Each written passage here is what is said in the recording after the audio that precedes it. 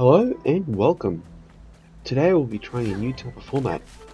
I will be reviewing a game that has recently come out, one that I've been looking forward to since its trailer came out in September 2020.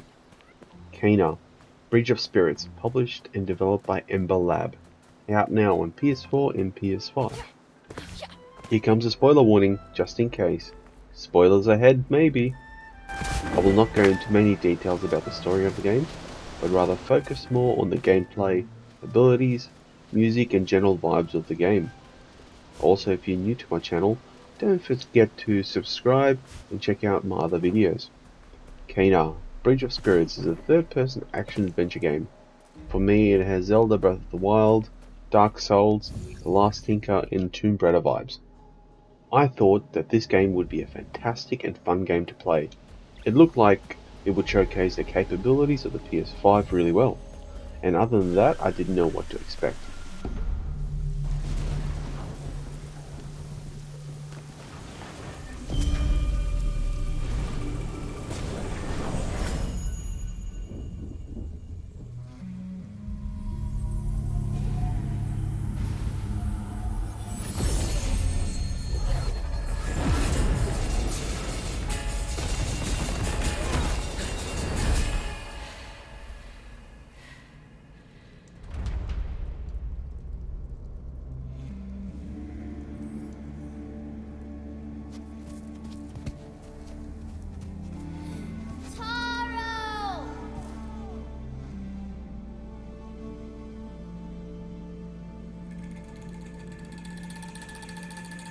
First, let's start off with the developers of this game, Ember Lab.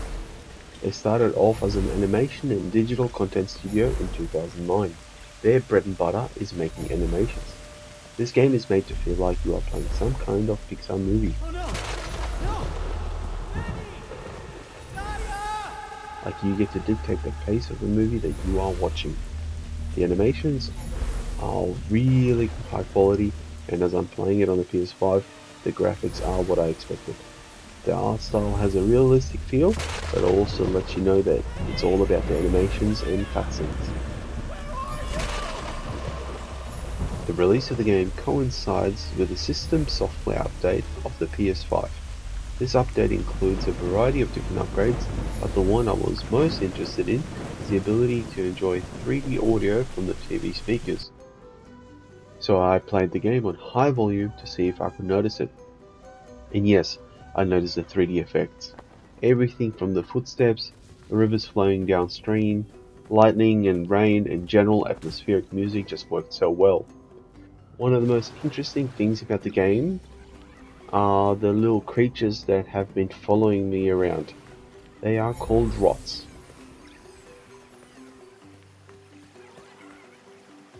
Now with the gameplay, I'm going to have to start off with by saying it's not groundbreaking. I like what they've done, to the most part. They've taken some of the things I like most from games like the Breath of the Wild, The Last Tinker and Tomb Raider. From Zelda, I would say it's like Zelda Light. There is such a resemblance between the two games, it's hard to put a finger on it. It's not like what Immortals Phoenix Rising did, which was a copy-paste game with a few fonts changed. This resemblance with Kena and Zelda are more subtle. It's not what I would call a sandbox game either. Different areas are connected by corridors with invisible walls. Then you have the rots. Well, once you find one, you will know what I mean. They are your main means of leveling up, and they are hidden all around the game. They really remind me of the Koroks from Zelda. Kena does utilize the rots differently in the game, as they're integral to solving puzzles and aiding combat, as opposed to solving puzzles to find the Koroks. I'm sure most people watching have never played The Last Tinker City of Colors. Don't let the name fool you, it's a great game. There are a couple of parallels between these two games that I cannot ignore. Kena is a spirit guide. She helps spirits who have not moved on to move on.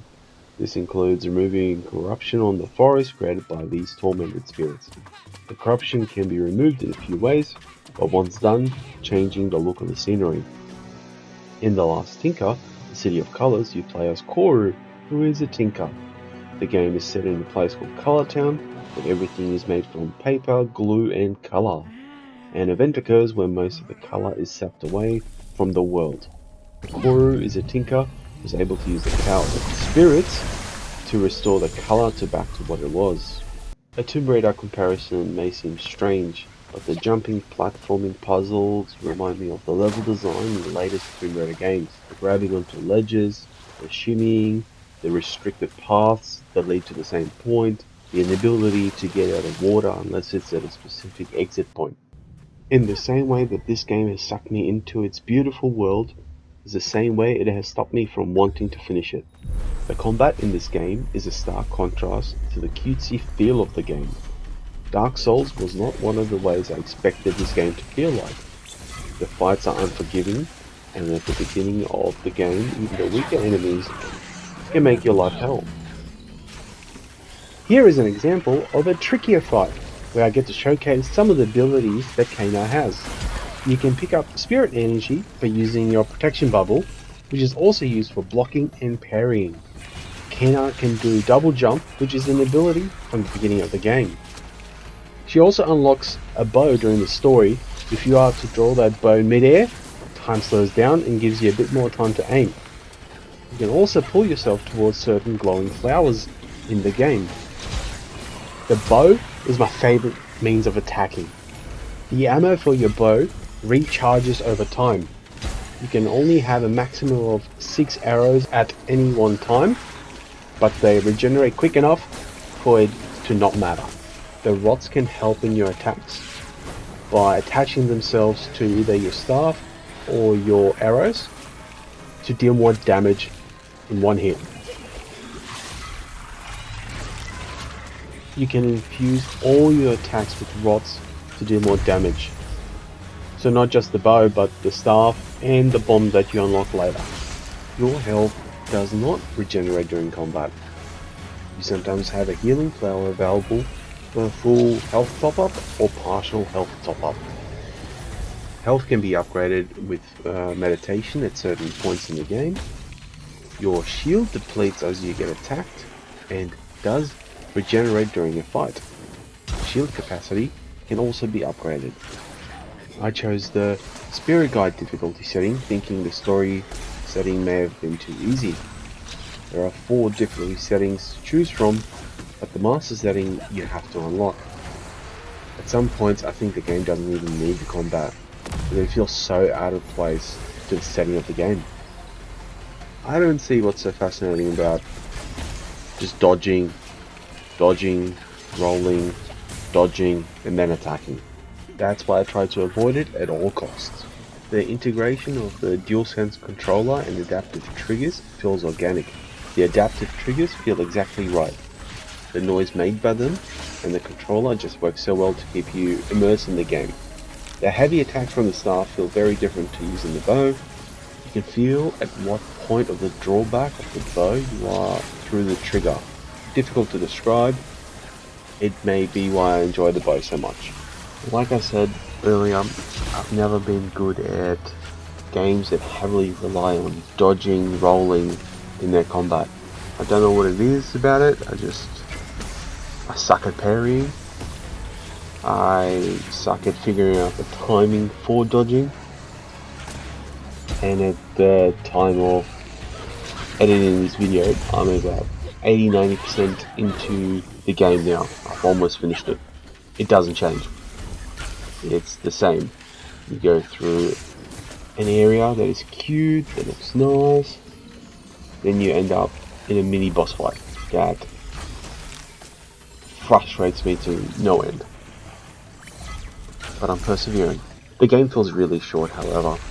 The amount of times I've spent attempting to beat certain enemies is slowing my progress considerably. If I had been able to defeat most mini bosses in 1 or 2 attempts, I probably would have finished the game already.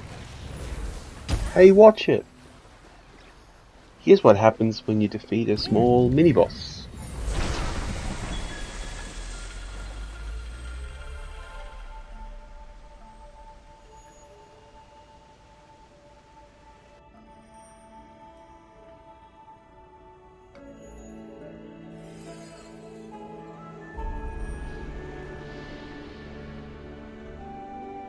The game Kana is really polished.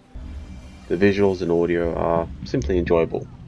The combat I'm not a fan of, but I think I can tolerate it enough to finish the game.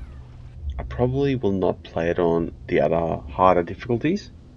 I'm not saying the combat is bad, I just suck at it. I've yet to finish it, but I don't see much replayability. There just isn't enough in the game. The collectibles I have not gone into, but it feels to me like it's a first in a long line of games to come. There's so much more the developers could add to the game. I will bet there will be a sequel. If there is a sequel, I will look forward to what else I can do. I give this game a 6.9 out of 10. I may do another follow-up video once I've finished the game. There could be extra content that unlocks, I don't know. But for now, I will leave you with a nice meditation scene, as the fighting was just a bit chaotic. Don't forget to hit that like button, and if you have stuck around this far, make sure to subscribe and check out my other videos. Let me know if there's a game that you would like me to review. Leave your comment down below, and I'll see you next time.